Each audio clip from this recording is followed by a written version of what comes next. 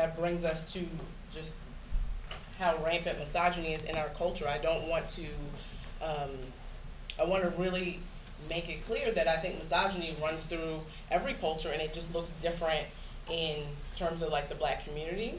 I really resist the idea that there's certain groups of people that are more misogynist or more patriarchal than others. I think that that is, that can be really harmful. And so there's a way that this archetype also uses violence against women to maintain a sense of power, whether that's through sexual assault or domestic violence. So Bell Hooks says, the constant graphic representation of black manhood as castrated and emasculated becomes a victimology script for many black males deployed to deflect attention and criticism away from the compulsive, obsessive nature of their sexuality, as well as justification for sexual acting out. So that was a whole lot of big words, but what that really means to me on a basic level, I don't know if folks are familiar with this idea of the emasculated or castrated black man, how just the belief that black men don't have power in their families because the power roles are different, right? We all know black women in the context of slavery, we've always had to work. So this ideal of the housewife and the breadwinner, that's never really applied to us. And dominant culture has said, okay, because of that, you're emasculated. You're not really a man. And Bell Hooks really argues that, you know, there's a way that black men have internalized this belief, and that they have used that to justify their sexual acting out. Okay, so like I said before, those are just two of the examples. I know there's many others. I'm really hoping that people bring that out in the discussion. But what are our alternatives to this? Because we're all in this room. We all have a relationship to black masculinity, or we have thoughts about it. And I really believe that, personally as a black lesbian, I've really felt the need to construct a radical alternative to patriarchy and to patriarchal masculinity. And I think that transgender men, dom, studs, I think all of us really have a powerful position in terms of reframing this discussion around what is black masculinity. So these are my ideas. These are not Bell Hooks, my little 2 cents. I think the way that we arrive at a radical alternative is by embracing the balance of masculinity and femininity, and really holding both of those and acknowledging both of those, and not negating our femininity because it seems to threaten our masculinity. I also think that a radical alternative is to remain authentic, right?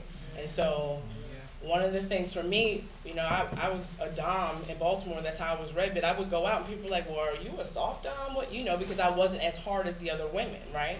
And then I moved out here, and then it's stud, and I felt in a way harder than other women. So it's just, it depends on where you are, the context, and it depends on who you are. But one of the things I've personally tried to work on is just being myself. So if there's things going on that you think are feminine or girly, that's on you, right? I wore my pink shirt today, it matches the presentation.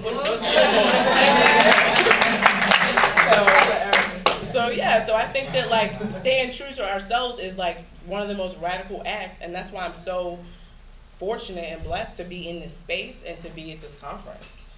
I think we also need to affirm the emotional and spiritual parts of ourselves. You know, men are taught to just be so emotionally cut off that like they really are very delayed sometimes, unless they've had someone to force them or teach them that you really do need to deal with your emotional self, or you're going to be really fucked up. You know, that we can't neglect that. And I think if you were socialized as a woman, you have more a range of expression for your feelings, and that's a great thing. That's a privilege. I feel really happy every day that I identify as a woman, that part of my womanhood means that I get the permission to express my feelings and to express the part of me, you know, that is strong and assertive, right? And not that those are opposites, but just in terms of how society sees it. I think it's also really important that we develop a healthy relationship to our own power and authority, and our power and authority in the world. And that, you know, really means not abusing power. That means not being in stud-femme relationships and thinking that we need to be abusive or belittling. And then the last piece that I think is really important to constructing a radical alternative to patriarchal masculinity is to begin really doing the deep and painful healing work around abuse abuse and neglect by whatever father figure we did or did not have, right? Some of us, our father figure was our mother. If you come from a single parent family, that was my father figure. I learned about feminism and masculinity from watching one woman hold it down by herself, right? And there's still healing work I need to do around the absence of a father, right? And I think that we all need to do that if we're going to really move through the world in a way that is challenging patriarchy. So that is the end of my presentation.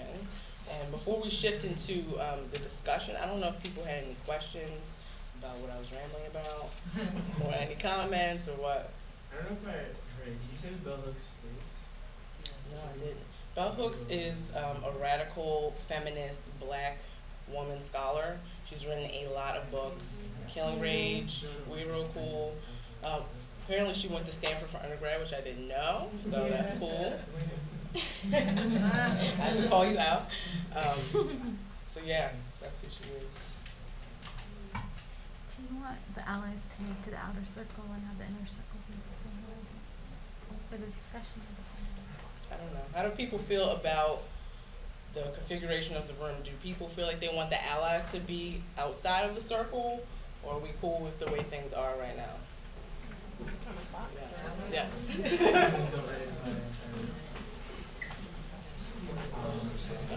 Just want to make sure everybody has a chance to sit, but